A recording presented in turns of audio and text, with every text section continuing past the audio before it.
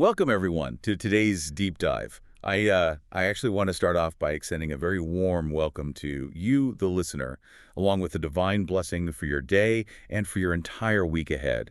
May it be filled with incredible insight, peace, and discovery. Absolutely. I love starting that way. It is wonderful to be here with you today. Yeah, it's great to have you. So today we are embarking on a truly remarkable journey. We are examining Exodus chapter 24, and we're drawing from the incredibly rich historical and theological insights of two foundational texts. Right, the Holman and the NAA Study Bibles. Exactly. And the narrative itself is, it's completely staggering. We're talking about a chapter that reads almost like surreal fantasy, Right. yet it is deeply anchored in ancient Near Eastern history. Oh, totally. We're going to explore a massive covenant-confirming blood ritual. We're going to talk about an ancient dinner party taking place in the literal physical presence of God. And finally, we'll see a man walking straight into a consuming fire. It's cinematic. It really is. It's shocking, and it's packed with meaning. And that really sets the mission for our deep dive today, because we need to unpack not just the narrative of what happened on Mount Sinai, but to critically understand why it matters so much. We're going to decode the ancient customs, the profound and sometimes really startling symbolism, and see how these texts describe bridging the massive gap between a perfectly holy God and everyday humanity. Okay, let's unpack this scene, because the choreography here is highly specific. It really is. The chapter opens with God calling Moses to come up Mount Sinai, and he's told to bring his brother Aaron, Aaron's two sons, Nadab and Abihu, and 70 of the elders of Israel. Yeah, a very specific guest list. Right. But right away, there are very strict boundaries put in place. The general population has to stay at the very bottom of the mountain. The leaders I just mentioned can go part of the way up, but only Moses is allowed to approach God directly at the summit. Those boundaries are extremely significant. They set the theological stage for everything that follows. What we are seeing here is the establishment of three distinct zones of access. 3 zones. Exactly. They represent three entirely different levels of proximity to the divine. And the study Bibles point out a truly fascinating connection regarding this layout.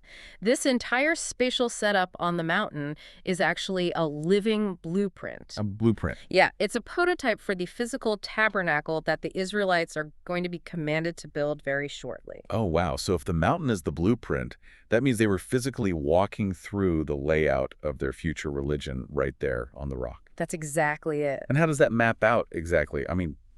Structurally. It maps out perfectly. You have the base of the mountain, which corresponds to the outer courtyard of the tabernacle where the general population was allowed to gather. Okay, that makes sense. Then, moving further up the slope, you have the area for the priests and the 70 elders.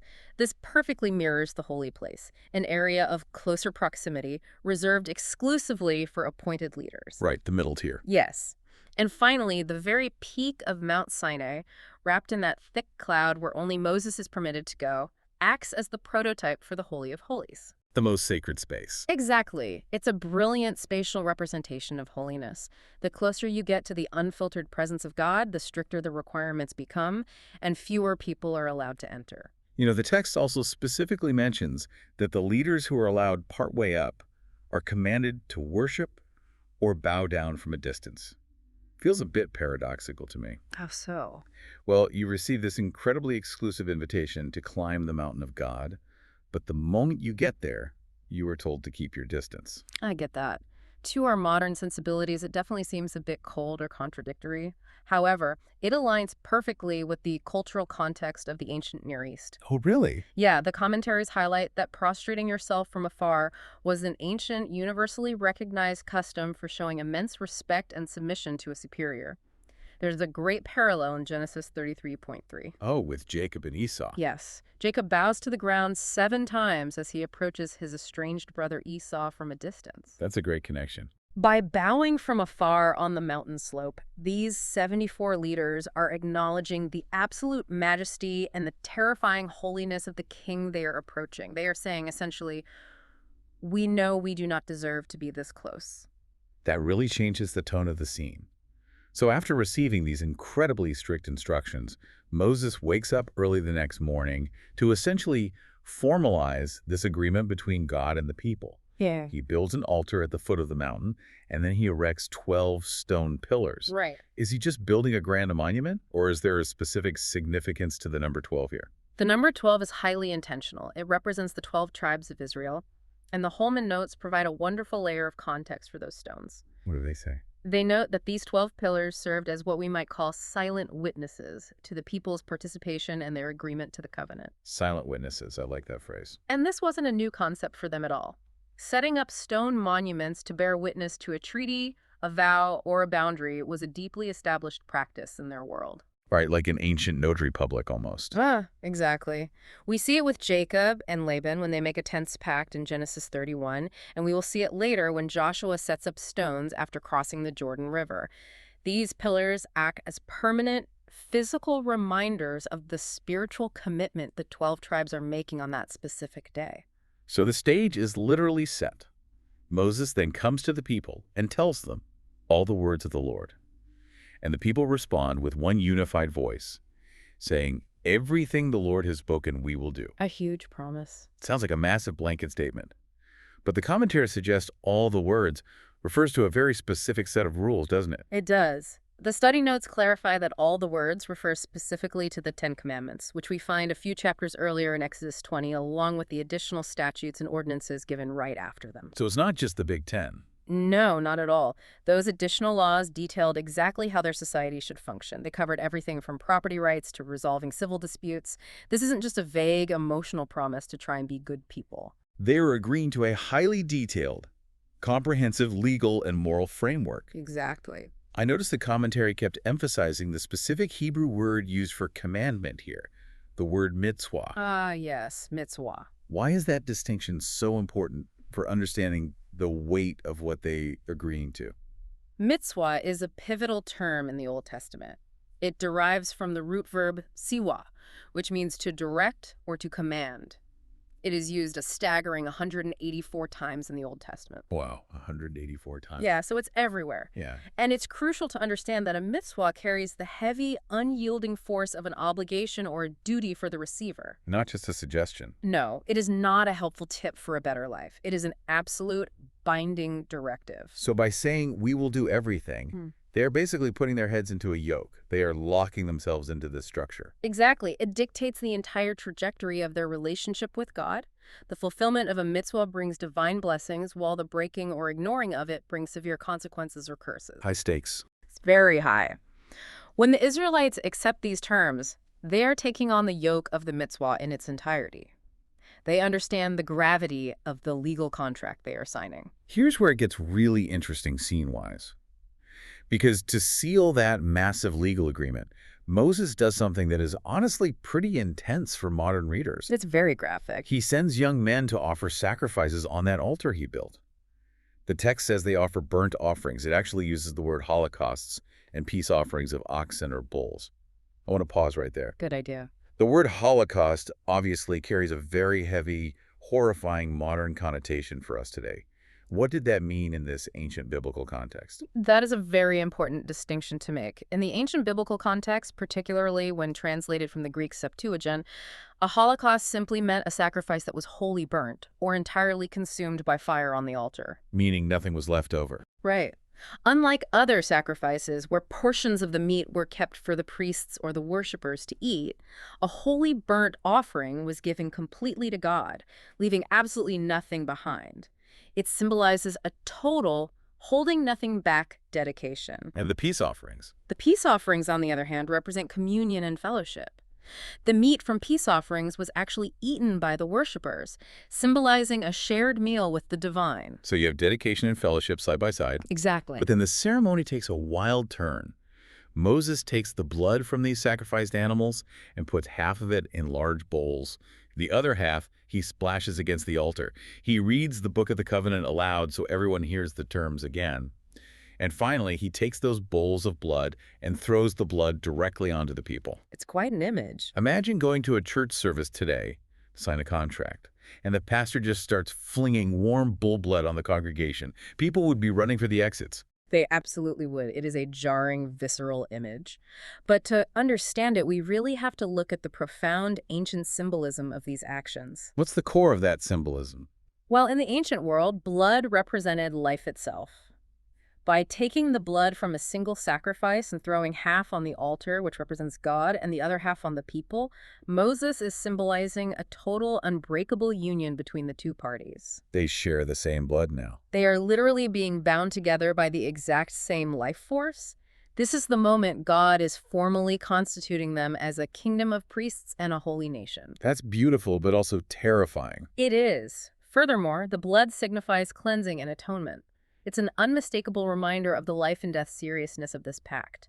If you break a blood covenant in the ancient Near East, the penalties are incredibly severe. It's a completely immersive, full sensory experience for them. I mean, they are hearing the words, seeing the smoke of the total dedication, and literally feeling the warm blood of the covenant hitting their skin.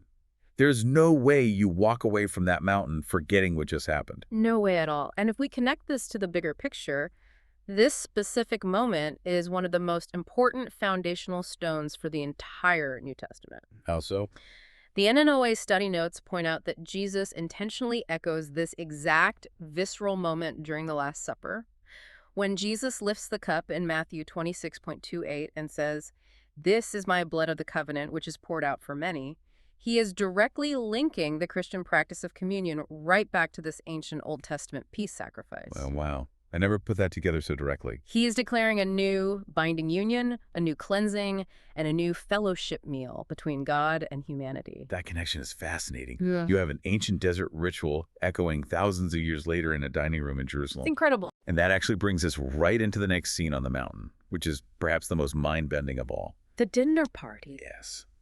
After the blood ceremony at the bottom, Moses, Aaron, Nadab, Abihu, and those 70 elders actually ascend.